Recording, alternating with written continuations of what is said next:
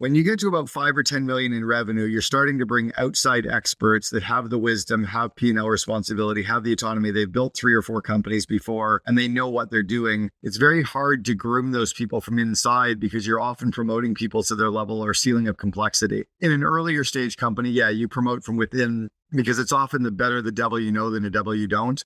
Right? Or you're promoting somebody who knows the business, they know the culture, and they can figure it out as they go. But you can't afford to figure it out as you go when you're going from like the 10 million to the 100 million zone. Throughout my career, I've had the privilege of navigating the highs and lows of entrepreneurship, leading multiple companies to success, and coaching countless individuals to achieve their business goals. In this conversation, I share insights gleaned from years of experience, shedding light on key lessons and takeaways for aspiring and seasoned entrepreneurs alike. We explore the importance of vision, culture, and strategy in building a thriving business, emphasizing the role of the second in command in driving growth and alleviating the CEO's burden.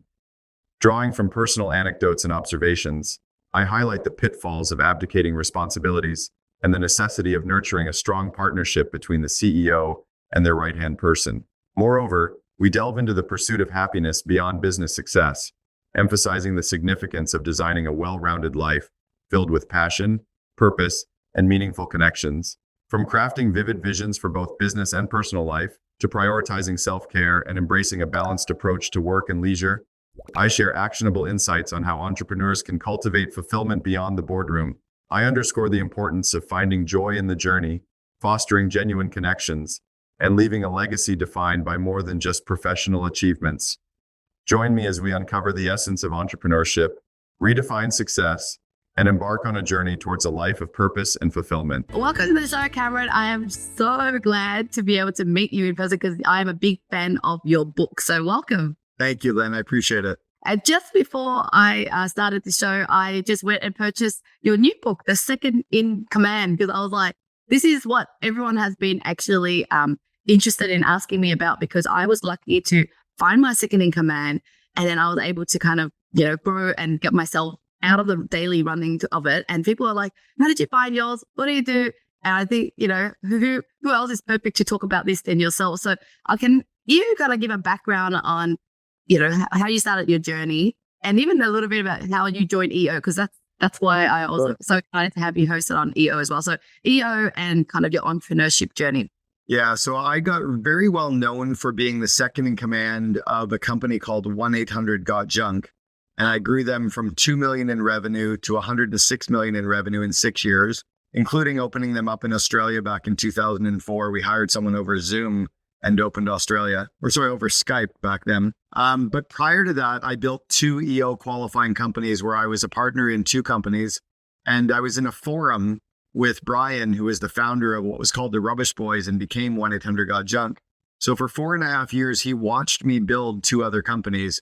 We built the largest collision repair chain in North America. In Canada, it's called Boyd Auto Body. United States, it's called Gerber Auto Collision. It's now a $2 billion company. And then I also built a private currency company that we built and sold. So he got to watch me build these 2 companies where I was really the second in command and a minority partner in both. And then after that, he asked me if I would join him. So I no longer qualified for EO because I was no longer a partner in the company, but I was his second in command, or COO. We built that up, and we built such a strong business with a lot of growth. We ranked as the number 2 company in Canada to work for. And all of these EO chapters started asking me to come and speak to explain what we were doing and how we did it. And then why was it that I was able to do this 4 times? So that was kind of what began my career. Wrote a couple of books back in the early days. I've now written 6 books. And my most recent is called The Second in Command, because I started an organization similar to EO, but no entrepreneurs are allowed to join. I started a group called the COO Alliance, which is the only mastermind of its kind in the world for the second in command. And that's really kind of where it all started and where we are today. Oh, that is amazing. What an achievement. So when did you join EO? And like a little bit of the journey, because I know a lot of our listeners are from EO here. Yeah, I joined EO back in 1995. It was originally called YEO. It was the Young Entrepreneurs Organization. Vern Harnish founded it. And I was very busy, didn't have time, had all the excuses why I couldn't go. And I met with a guy named John Mara and his wife, Joan, and they convinced me that if I was too busy, the business was running me. I wasn't running the business. And that really stuck with me. And I was like, damn it, I need to join. So I joined EO, got into a forum, and I really got into EO right away. I jumped in with both feet. I got onto the board the next year. I got onto the international board in my third year. I led forum. I went to globals. I went to universities. I went to GLCs. I really immersed myself in the community. And because I did that, I grew my brand, but I also grew my confidence as an entrepreneur.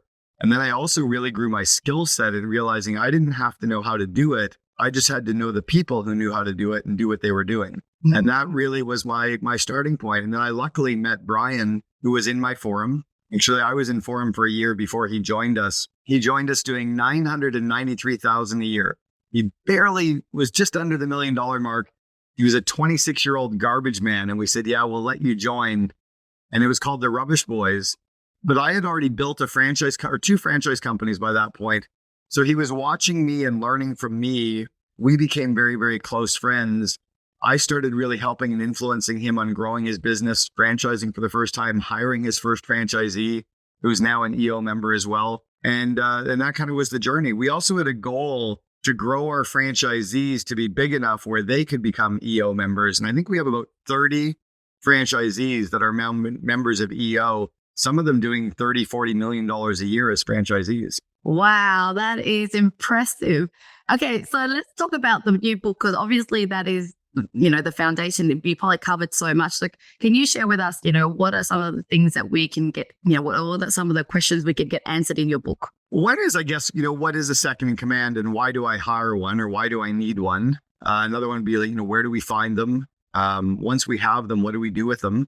So if I kind of back up, I'll start with that. The reason I called the book The Second in Command is we've had a lot of title inflation in companies. A lot of entrepreneurial companies gave out big titles to people who either didn't deserve them, didn't really have the roles or responsibilities to match that title, nor did they have the compensation in place to match the title. Maybe they had a head of marketing that was really a marketing manager or a director of marketing. They called them a chief marketing officer because they didn't think the title meant very much. But chief marketing officers earn $250,000 to $450,000 a year.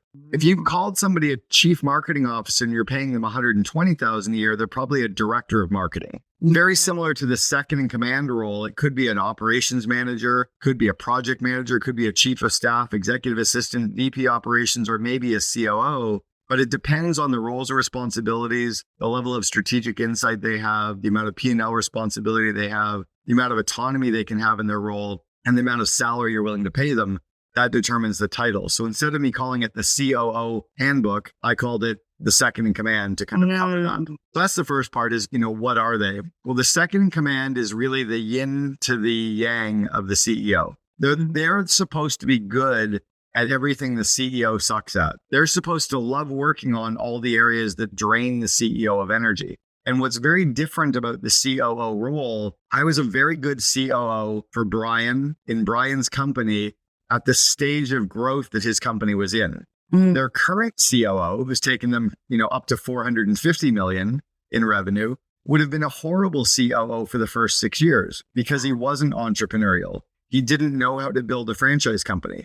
So I was perfect for that 6.5-year season. Eric has been perfect for the last 10-year season. I also was such a good second in command for Eric's company, but I would have been a horrible COO for Naomi Simpson from Red Balloon days.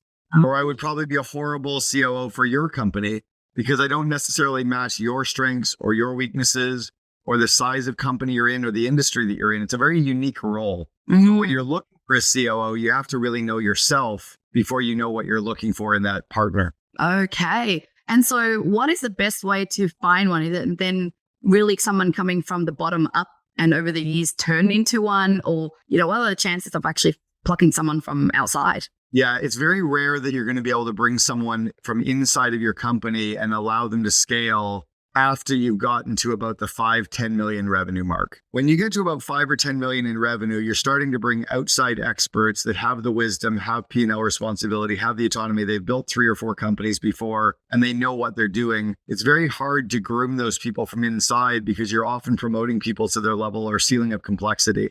In an earlier stage company, yeah, you promote from within because it's often the better the devil you know than the devil you don't.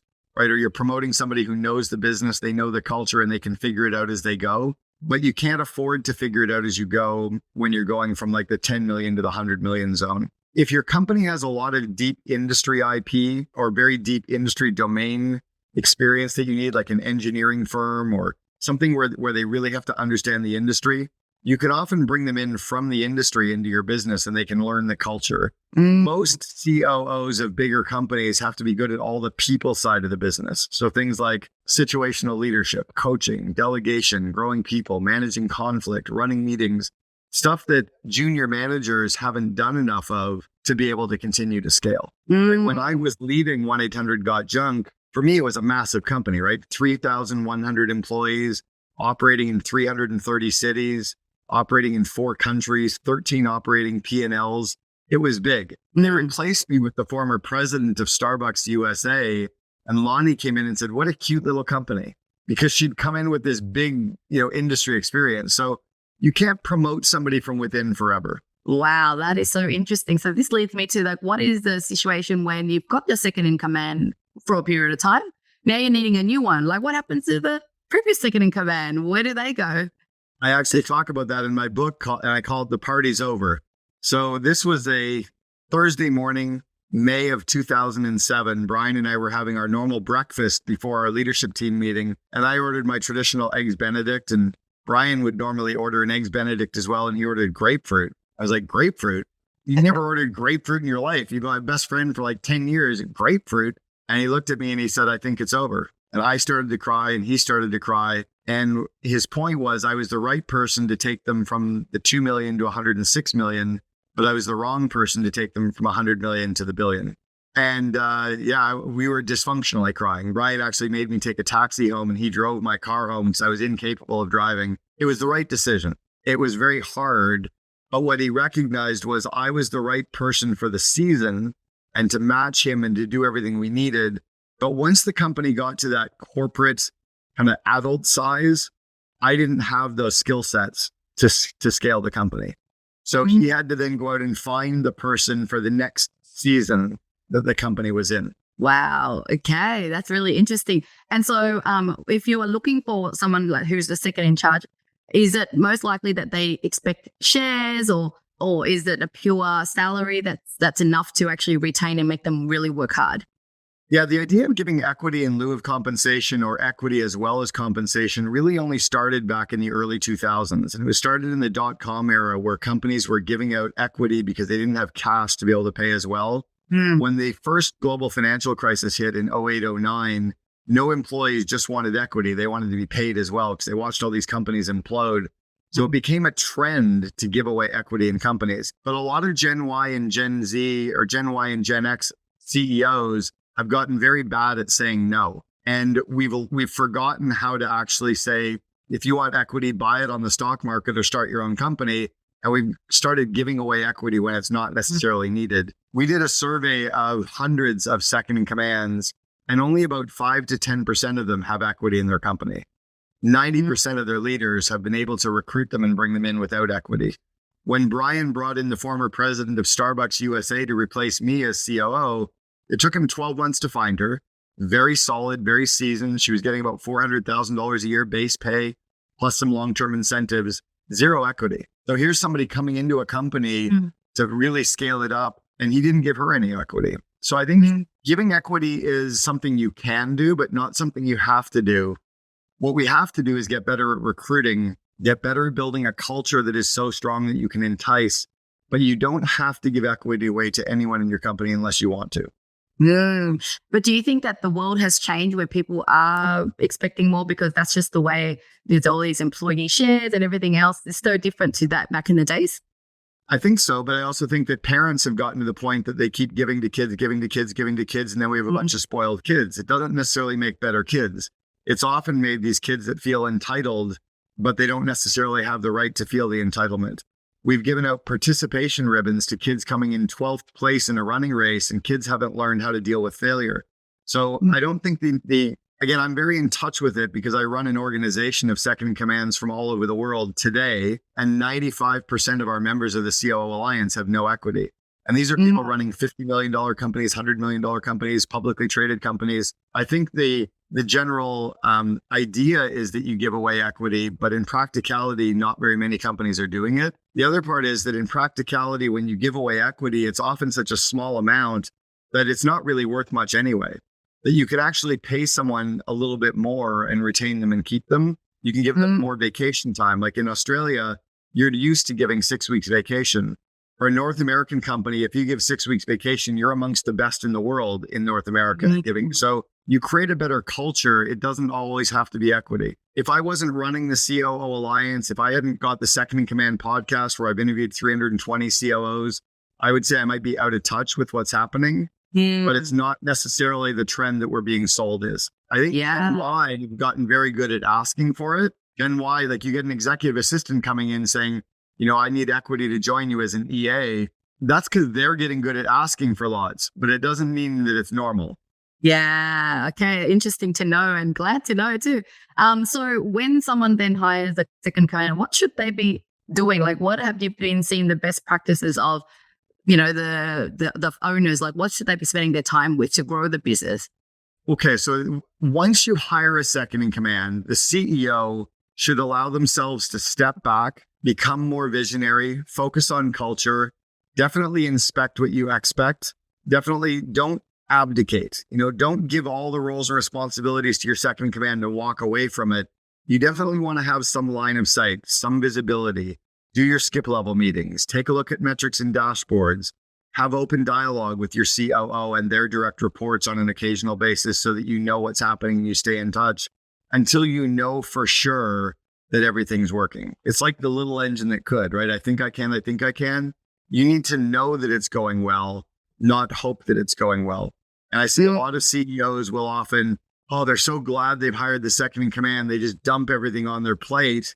That's when mistakes can often happen. In fact, that's what happened to Brian at 1-800-GOT-JUNK. 12 months after he hired Lonnie, he fired Lonnie because he really abdicated the whole company and things started to go horribly sideways. She took the company from 106 million down to 70. So that was because he had pulled away and just assumed that because she had the skills, she'd be able to run with it. But I don't think the onboarding was that strong. I don't think the line of sight and visibility was that strong. And culturally, there was a disconnect from hiring the right person. She had the skills, but she was too corporate for an entrepreneurial organization. Wow, that is so interesting. It's so true. I can, I remember some of my own personal experience with my own husband's business where he hired someone and basically just said, you've got all the qualifications and skills, so run with it because I don't know anything. But that's when you lose touch with your business. So yeah, it's just a great highlight to show that even if you hire someone really experienced and skilled, they still need some transition time. So like, how long do you think that transition time is when you're working with anybody in this role? For sure, a year. I mean, it really takes at least 6 months to a year for the COO to truly know the culture, to truly know the people, to truly be able to, understand everything, to truly understand that industry, for them to have built trust in their direct reports and the team and the market. It's at least 6 months to a year for them to really, really be able to kind of completely run in sync with you where they're, they can complete your sentences and they can read your thoughts. Yeah. In the first 90 days, the second in command that you're bringing into the company should almost be making no critical business decisions at all. In the first 30 days, their job is to do nothing, to listen, to sit in on meetings, to go for lunches over Zoom or in person with every director and every manager, to sit in on customer calls, to go through training programs, to listen in on sales calls, to sit in on business area meetings in every business area, and just to observe and make notes of all the things they want to change. In the second month that they're there, their job is to go back and look at all the things they want to change and kind of test their hypotheses for each of those things. Maybe they think they have to fire Bob. They go and talk to 3 or 4 people. They go, nope, I need to fire Kelly. I need to handcuff Bob. I want to integrate this new software. It's like, oh, nope, we need to maybe delay that for 9 months. I think often the COOs, because they come in with so much skills and so much excitement and the CEO needs them to do the job, they often start too quickly. It's almost like hopping in a car and driving away and then you go, oh shit, we're going in the wrong direction. Okay. And so I guess we have to have the budget, the buffer to be able to wait out before this person can kind of generate the return on investment that we're after. Because I think that's the problem. You're paying a lot of money thinking, hey, I need to grow fast, but you can't in this case, is it? Exactly. And one of the key things I've noticed as well is often entrepreneurs hire the second in command before they actually need them. So here's a really good kind of phrase that everyone listening needs to ask themselves. If you don't have an executive assistant, you are one. And for most of us who don't have an executive assistant yet, we need to hire the EA first, then we can go out and hire the second in command. If you hire the EA and you can take a lot of the admin off your plate in the early days, it will free you up for often 12 months before you truly need that real good second in command. The EA will take a lot of things off your plate to free up the time for you to spend with your team and on strategy and on the bigger business ideas. Secondly, once you hire the second in command, you need to put a plan in place for them to generate 4 times their cost within the first 12 months. So if you're paying them $300,000, they have to somehow be able to generate an additional $1.2 million to have enough gross margin left to make that decision worthwhile. So by putting a plan in place to do that and then executing on that plan, that you often get value at the time you need it. Yeah, that's interesting because I'm in the VA business. I help people hire VA. So it's very hard for me to understand how founders don't have like an assistant or VA because it's just kind of like part of what I do. And I have come across companies that are a little bit bigger and, 10 staff and the founder themselves don't have anyone to kind of like support their role. Interesting. You know why it often is? It's often because the CEO has lost sight of what matters in their life. And the only thing that is feeding them with the dopamine rush is the idea of being busy and building their company. They're not in love with their spouse. They're struggling with their relationships. They're struggling with themselves. They've lost sense of their hobbies and activities. They don't really do much with friends. So the only thing that makes them feel good is work. So they would rather be busy and on that hamster wheel feeling like they're productive, because if they delegate all this stuff, they're like, what am I going to do with my time? And instead of actually knowing what they would do with their time and wanting to have stuff to do with their time, whether it's work on the bigger parts of the business or spend time growing people, but they don't know how to grow people, so they'd rather manage email, like they're avoiding stuff often. It's a real skill for them to be able to fill their time with productivity or a better life. Wow, that is so interesting. I never thought of that. And so this leads me to, now that you've worked with so many, even founders as well as second in command, what is true happiness in life and business? Because sometimes we start off starting a business for freedom so we can be happy. And then, like you said, we're caught in this hamster wheel. We have more time, then we go and start another company, or then we go and try to keep growing, that we're always busy as founders. So what's your piece of advice around, a happy life? Well, we only start a company for one of 3 reasons: either to give us more money, to give us the freedom and time, or to kind of put a stake in the ground or a flag in the ground to say that we did it, right? To have that sense of accomplishment, to feel good. Well, once we've got the business going and up and running, we've done that. We've got the flag in the ground. Once we're making enough money, we've got enough money. Like we could always want like a bigger plane or a better vacation or whatever, but we've got enough money. So we know we've got that.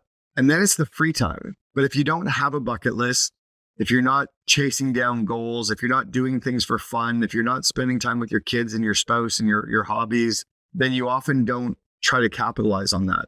And I think that's where entrepreneurs can really have that well-rounded life, is to remember that it's not just about business. That at the end of the day, none of this shit actually matters. Like, this is just what we do to make money. We're all going to die. Like, none of us are getting out alive, right? So it's by reconnecting with your sense of self and your hobbies and your passions. And it's why my wife and I sold everything 2 years ago and we travel full time, is we want to go explore the world. We want to spend time with friends. I work very hard on my business when I'm working, and then I completely disconnect and unplug. Like, I've been working now since 8 a.m. It's now 1:30. I'll be done in about 30 minutes. I'm going off for some medical treatments today, some like IV drips and NAD drips. Then we're going off to hang out with some friends for 3 hours out on their boat and have dinner. I'm not working Friday. I haven't worked Friday in years. Going off to a 3-day festival with 150 friends, and I'll be back plugged into my business Monday midday. But I've intentionally filled my day with fun and with friends and with activities so that my business has purpose. And the other part is, we don't want to go to a cocktail party and listen to our friend who's a lawyer talk about being a lawyer. We don't want to listen to our friend who's a doctor talk about medical. We don't want to talk to our friend who sells insurance talk about insurance. They don't want to hear you talk about your business. Like, it isn't your fucking hobby. It's what you do to make money. And for all of us who go, well, it's my hobby. Well, guess what? I don't want to hear about your hobby. You don't want to hear about my hobby, right? I don't want to know what you do I don't want to hear about you hiring VAs. You don't want to hear about me and my COO Alliance. I want to know, what are you doing for fun? Where are you going? What's cool in Australia? What have you seen? Where are you traveling to? What are you learning about? What are you exploring? What's your favorite movie? I want to know that. And a lot of entrepreneurs have disconnected from that. And that's what's sad. Yeah. And what led you to deciding a few years ago, okay, I'm going to intentionally design my life? And what were some of the first few steps that you did so that others could go, okay, how do I get started into this journey? So I had written a vivid vision for my business years ago. In fact, I helped Naomi Simpson with Red Balloon Days write hers back in 2010. We used to call it a painted picture. And the idea was describing your business in its finished state 3 years from now, describing every aspect of your business. So I thought, what if I did that for my life? What if I described me as a dad, as a husband, as a friend, as a lover, as a person in my community? What am I doing for fitness and for fun and my hobbies and for self-growth? And I wrote a 4-page description of me 3 years in the future. And when I started to chase that down and share that with people, I started to make changes in my life. There's people in EO that saw me 12 years ago. I weighed 40 pounds heavier than I do today. I was drinking, I was smoking, I wasn't healthy. Now I'm in the best shape of my life. I'm happy. I'm doing some cool. So then my wife and I wrote a vivid vision for our marriage. What are we doing together? What are we doing? So it's having these future state goals, and we share those with everybody. Then we started writing bucket lists. We both have a published bucket list that we share online with 150 things that we're chasing down and crossing off our list. We also keep track of all the things that we've accomplished on our list. And that's what's, making it fun. The reason we're coming back to Australia next year is it's been on my wife's bucket list to go. I've been 5 times, but she wants to go scuba diving on the Ngala Reef out near Perth. She wants to go to the Australian Open. I've already been, but we're going to check off a lot of her bucket list items right in Australia. So I think it's those things. And it was by realizing that I didn't have anything to talk about other than work. Mm-hmm. And once I did, I became more excited about life. And I think people became more excited about hanging out with me. That is so cool. We're very aligned because I too have designed my life through that just by working with a coach. And I even title myself as a semi-retired founder now because I realize I work kind of half time and half I say to people, I'm still busy doing other things like family and rather than just what I found is I starting more businesses. And then I started to feel burnt out because I was wearing the hat of a startup again. It's because you have free time and you have more ideas to do. One of the best role models in the world at this is Richard Branson. I mean, we've all seen him having so much fun, letting his hair down, kiteboarding, playing tennis, going to activities, hanging out with his kids. He's just having a good time, wearing costumes, being silly, and growing these massive companies. If the antithesis of like Elon, right? I've known Elon for 28 years. Elon's brother used to work for me back in 1993. So I've known Kimball Musk for 30 years. Elon is kind of burned out. He's gained weight. He doesn't have a whole lot of fun. He's sad. You hear it in his voice when he's talking. He's frustrated because that's all he's been doing. And I think there's some sadness in that. And we have an opportunity to do that. And I think as EO members, it's to find the other EO members that are having a good time. Like I've mentioned Naomi a few times. The way I met her was at the 20th anniversary of EO, which was 16 years ago in Las Vegas. We were at a concert. It was the global anniversary, and Kiss came out on stage at Mandalay Bay. And Naomi grabbed me by the hand. We didn't know each other, and we ran out into the swimming pool to watch Kiss. And then she turned to me. She goes, "Hey, I'm Naomi." I'm like, "Hey, I'm Cameron." And we gave each other a hug, and we watched Kiss together. We were just but we didn't talk about work all night. But we connected as these entrepreneurs that were unplugged, that were having fun, that were being silly, that were standing in our clothes in a swimming pool watching a band play. Yeah. That's the shit that matters. Yeah.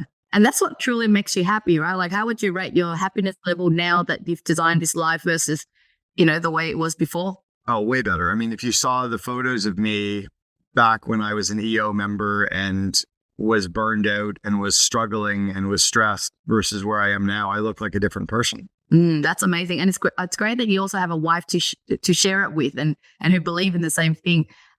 So while we're having fun, what do we need to make sure that our second in command doesn't get burnt out, has all the support and resources? Yeah, this is a great question. So our job as the CEO is to shine the spotlight on the COO, to make them look good, to make sure they're taken care of. Very similar to our spouse. My job as a husband is to care for, support, and help my wife to have her best life. Her job is to help me. Well, the COO's job is to shine the spotlight on the CEO, to help them, remove obstacles, make them look good. So our job is to help them and support them and be their confidant and remove obstacles and help guide them, both of us with each other. And so with this, with the second in command, are they responsible for everything in the business? Meaning like you can now just throw, whatever new idea or insight, and then they just kind of digest and have their own executive team underneath them? It depends. It's like, is my wife responsible for cooking and cleaning and laundry? No, she hates cooking. She likes cleaning. So she does the cleaning. I do the cooking. I like going to grocery stores. She hates grocery stores. So what's my wife supposed to do? Whatever she loves. What am I supposed to do? Whatever I love. Oh, wow. We found a partner who loves to do the stuff that we don't. So the second in command is supposed to do the stuff that the CEO doesn't want to do and isn't good at, which means you have to recruit someone who loves to do the things that you don't. That's why, as an example, I did not run IT and finance, but 70% of our COO Alliance members run IT and finance. The other 30% don't. Some of the COO Alliance members run sales and marketing. Some don't. It's all dependent on what does your CEO entrepreneur do? What are they good at? And are you the match to them? Okay. So this leads me to realizing that, so we're still wearing the hat of a CEO. So one day we don't want to wear any hat and kind of like have a business that is like an ATM machine almost, or you're like an advisor only, then you would need a CEO and a COO that can work hand in hand. Yeah, because the CEO has to be in charge of vision and culture and strategy. So if you're going to move more into a chairman role or like an owner role and you're going to have the business running it for you, yeah, you need someone to take that role for you. And that could be a CEO or a president. It is very rare that a COO moves into the CEO role. It's more like Sheryl Sandberg, who was the COO for Facebook for 16 years, didn't move into a CEO role. She didn't want to be CEO. It's like, I don't want to be a wife and a wife doesn't want to be a husband. I just want to be a good husband. Okay, I gotcha. Okay, so as we're wrapping up, I just wanted to hear more about what are the different services that you offer. I know you even have some courses for managers and leaders who aren't second in command. I would love to just hear what all the service offerings that maybe the EOers can actually learn from.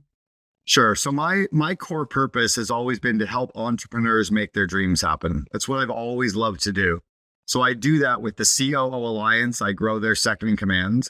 I launched a course called Invest in Your Leaders, which are all the 12 core leadership skills that anyone managing people needs to be good at. So I've got EO members from all over the world have plugged in 4 or 5, some of them 27 of their employees going through the course. And then I recently launched an online mastermind community called the Ops Spot. And that's for anyone who manages people. It's an online mastermind community for them. And then I have my 6 books, which are all available on Amazon, Audible, and iTunes, all globally. And then my Second in Command podcast, where we've interviewed hundreds of second in commands from all over the world. And then my YouTube channel. So there's lots of content out there I give away for free. That is awesome. I'm going to make sure I put it all in the description of this video below. But yeah, before we just head off, I usually just like to ask, ultimately, like with everything you're doing, like what do you want the world to remember Cameron for? I'll think about less of what I want the world to remember me for. And it's what do I want my kids to describe me as? I don't want my kids to say what daddy does to make money. I want my kids to describe me as a dad, as a husband, as a father, as a friend. I want them to talk about the fact that I love traveling, that I go to Burning Man, that I like music, that I love cooking. I want them to talk about the fact that I love to exercise and love skiing and golf and tennis and vacations with them. That's kind of what I want to be remembered for. In terms of the rest of the world, there's too much out there for me to focus on, but my kids and my spouse. And then I also want to be able to look in the mirror and like who I see looking back at me. That's probably the most important thing that I worry about as well. That is beautiful. So inspiring. Really just help us to, refocus on what truly matters, because it's true, on our eulogy or funeral, people don't go, you were an amazing CEO. I mean, they might, but at the end of the day, it's how you spend those quality time with them. What are the common mistakes that a CEO make in working with a chief? Well, I think a lot of leaders will get involved in the minutiae and micromanage things that they have no business micromanaging. Micromanagement, even of a chief of staff, is a difficult space because when a chief of staff is doing exemplary work, it's because they feel empowered.